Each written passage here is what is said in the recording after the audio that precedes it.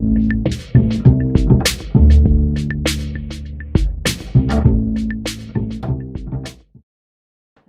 semuanya, bertemu lagi dengan Sofi di pelajaran biologi. Minggu lalu kalian sudah semua tes tentang bab 1 yaitu sel. Sekarang kita masuk ke bab 2 yaitu tentang jaringan. Yang pertama ini adalah jaringan tumbuhan, nanti selanjutnya ada jaringan hewan ya.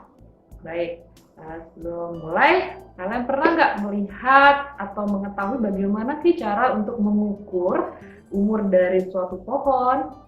Ya, mungkin beberapa kalian sudah tahu bahwa cara untuk mengukur atau menghitung umur dari sebuah pohon adalah melihat lingkaran tahunannya. Bagaimana lingkaran tahunan tersebut bisa terjadi? Itu merupakan aktivitas dari kambium. Ya. Di bab ini kita akan pelajari semuanya mengenai jaringan tumbuhan. Baik, kita akan mulai. Jaringan tumbuhan itu dibagi menjadi dua. Yang pertama namanya jaringan meristem, yang kedua jaringan permanen. Ya. Jaringan meristem ini adalah jaringan yang sel-selnya aktif melakukan pembelahan. Ya, sedangkan jaringan permanen itu jaringan yang sel-selnya sudah mengalami diferensiasi atau proses pendewasaan. Oke. Kita masuk yang pertama ya, yaitu mengenai jaringan meristem. Jaringan meristem berdasarkan asal-usulnya itu dapat dibagi menjadi tiga. Yang pertama promeristem, yang kedua meristem primer, yang ketiga meristem sekunder.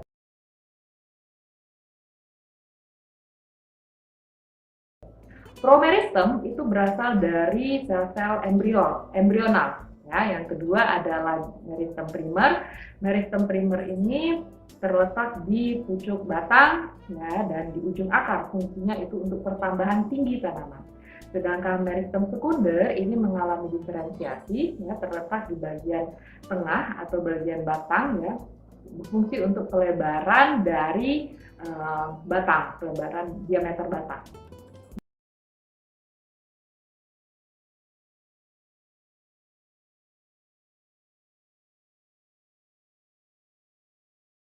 Baik, meristem itu berdasarkan letaknya ada tiga. Yang pertama meristem apikal, yang kedua meristem lateral, yang ketiga adalah meristem interkalar.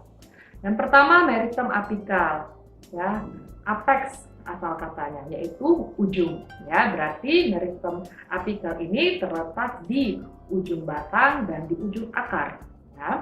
Karena terletak di dua daerah tadi, maka meristem apikal itu berfungsi untuk pertambahan tinggi tanaman.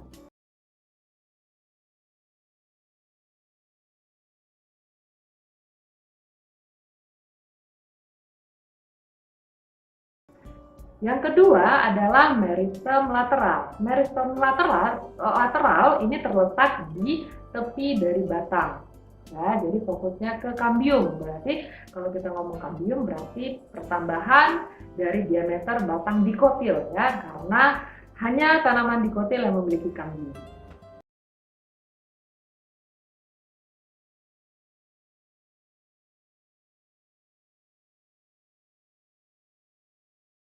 Oke, yang ketiga ada meristem interkalar.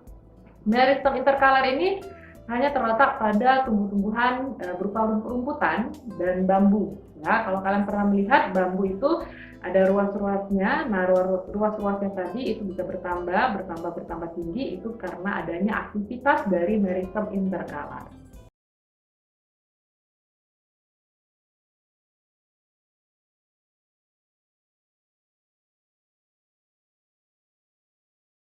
Selesai yang meristem, kita lanjut ke jaringan permanen. Jaringan permanen itu dapat dibagi menjadi 5.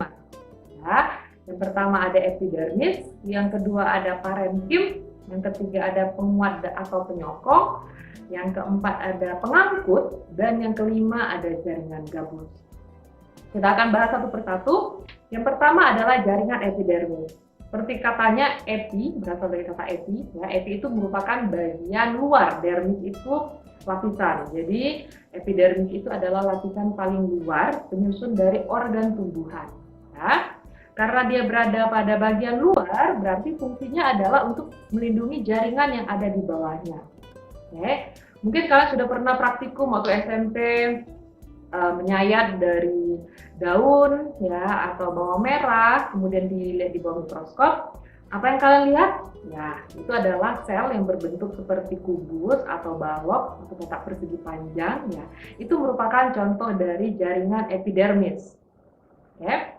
Jaringan epidermis ini tersusun rapat ya, rongga antar selnya juga tidak ada, hampir tidak ada. Oke, kaya akan sitoplasma. Jaringan epidermis ini mengalami 6 modifikasi ya. Yang pertama ada yang namanya stomata.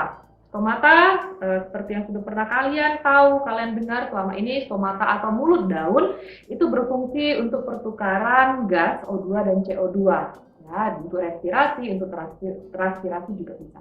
Oke. Modifikasi yang kedua adalah selamen. Selamen ini akar bantuan pada anggrek ya, berfungsi untuk menyimpan air. Oke. Yang ketiga ada namanya spina. Spina itu artinya adalah duri ya, duri kalian bisa tahu sebagai alat pertahanan tubuh. Oke.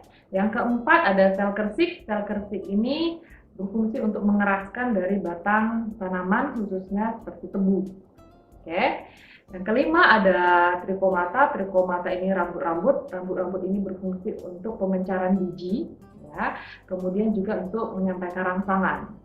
Yang keenam, yang terakhir itu ada sel kipas. Sel kipas ini berfungsi untuk menyimpan air. Ya, menyimpan air.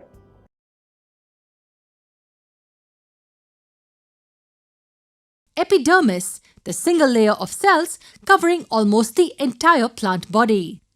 We humans need a layer of skin to protect our internal visceral organs and systems, right? Plants are not an exception to this.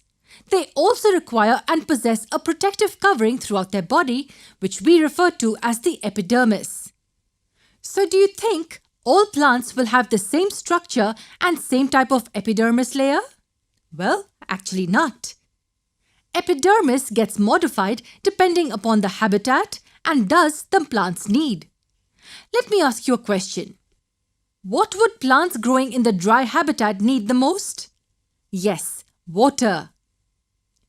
In case of such plants, the epidermis forms a thicker layer in order to prevent excessive water loss. In fact, plants growing in desert have a thick, waxy chemical called cutin in their epidermal cells, which prevents water loss to the maximum extent. On the other hand, in terrestrial plants, usually the aerial parts have epidermal cells specialized in waxy secretions, and it helps in numerous ways, like preventing parasitic infection, protection against mechanical injuries, and even loss of excessive water during high temperatures. In addition to this, when we observe the roots of plants, we find tiny, numerous hair-like structures.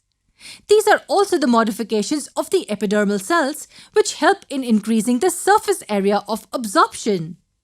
Talking about their structures, now since they are forming a protective layer, it is obvious that they do not possess intercellular spaces.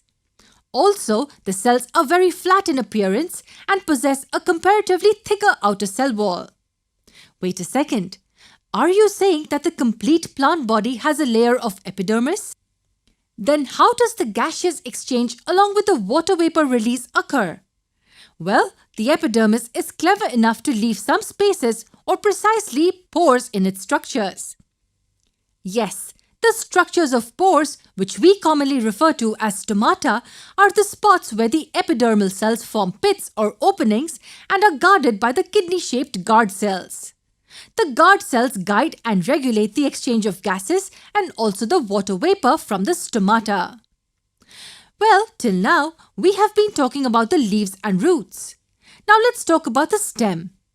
Do you think the stem will also possess the same type of epidermal layer as that in the leaves and roots? Actually not. In fact, stems of huge trees do not even possess a proper epidermal layer.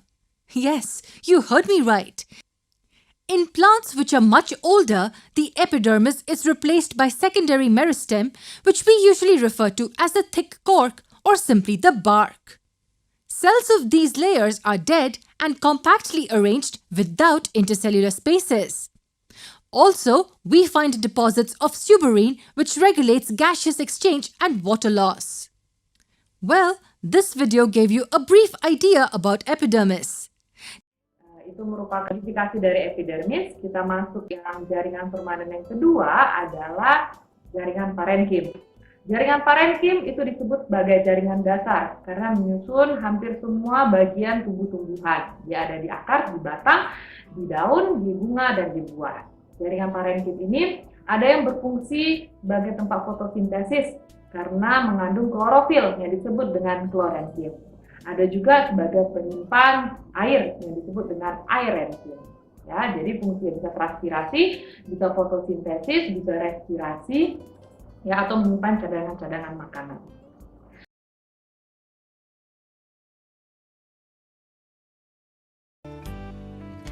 Number 1, parenchyma, again, has 3 subclasses. Parenchyma has oval cells with dense cytoplasm. They may or may not be loosely packed. The ones with chlorophyll are called chlorenchyma and help in photosynthesis. Some have air spaces and are present in aquatic plants for buoyancy. They are called as aerenchyma. Parenchyma are found all over the plant body and help in storage, photosynthesis in some, and giving buoyancy in some, for example aquatic plants.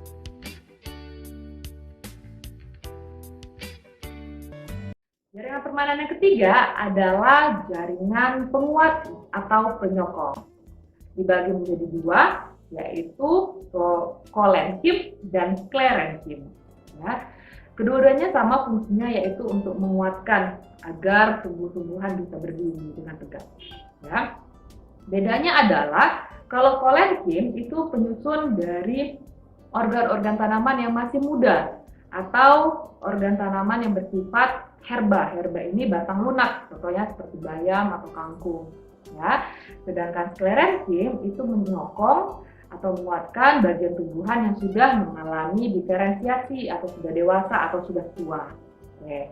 Kemudian bedanya kalau si kolenkim ini penebalannya hanya di sudut-sudut dinding selnya mengalami penebalan oleh zat selulosa, sedangkan kalau sklerenkim hampir di seluruh dinding selnya itu sudah mengalami penebalan oleh dua zat, yaitu lignin dan selulosa.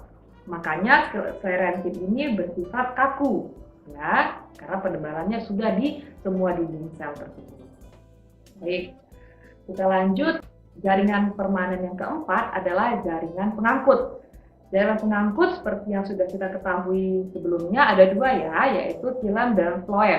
Xilem mengangkut air zat hara dari akar menuju ke daun tempat terjadinya fotosintesis, sedangkan floem itu berfungsi untuk mengedarkan hasil fotosintesis dari daun ke seluruh tumbuh-tumbuhan. Nah, xilem itu memiliki 4 komponen penyusun. Ya, yang pertama ada trakea, serat xilem dan parenkim xilem. Sedangkan floem itu tersusun atas 4 juga, yaitu sel pengiring, komponen pembuluh tapis, serat floem, dan parenkim floem. Yang kelima, jaringan permanennya adalah jaringan gabus. Jaringan gabus atau disebut dengan periderm. Periderm ini berfungsi untuk melindungi jaringan yang ada di bawahnya ketika epidermis sudah tidak bisa lagi melindunginya. Ya, jadi dia melindungi dari serangan-serangan mekanis atau bisa juga dari suhu-suhu yang sangat rendah agar tanamannya tidak mati, maka jaringan gabus ini akan melindunginya. Ya, jaringan gabus ini merupakan hasil dari perkembangan kambium gabus. Ya, dia akan melakukan pembelahan ke dalam, itu membentuk veloderm, dan membelah keluar membentuk velum.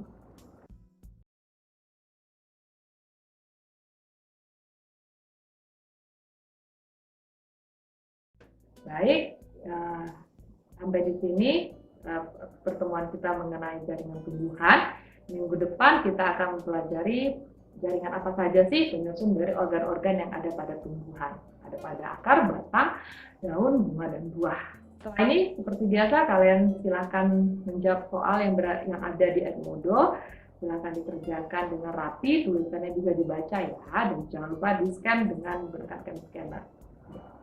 Terima kasih.